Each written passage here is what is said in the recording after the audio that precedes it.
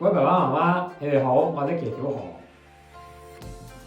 我試諗一諗啦，當你個仔女咧，佢18歲又攞住海外名校嘅錄取通知書啦，咁就嚟講我想讀呢一科，咁嘅時候咧，你心情係好開心啊，又突然驚一驚，隱隱約約咧有一種好沉重嘅經濟壓力咧。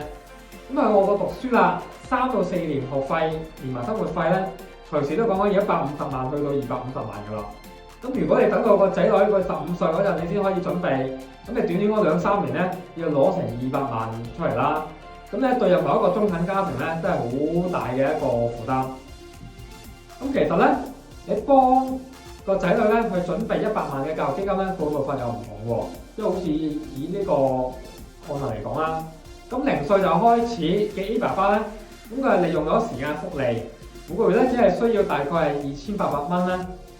去儲咧，咁其實即係總共佢只係攞咗60萬出嚟嘅啫。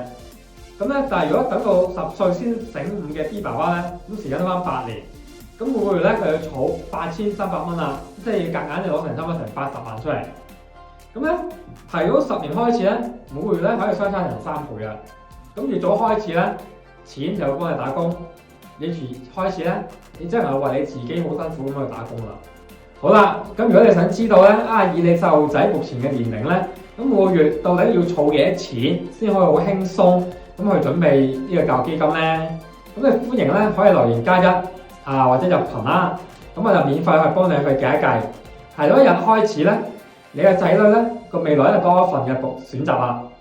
咁咧我係Nicky小何，咁你記得幫我點讚啦，訂閱撳鐘仔，同埋分享俾身邊有小朋友嘅朋友啦。咁我哋下期影片再見啦，拜拜。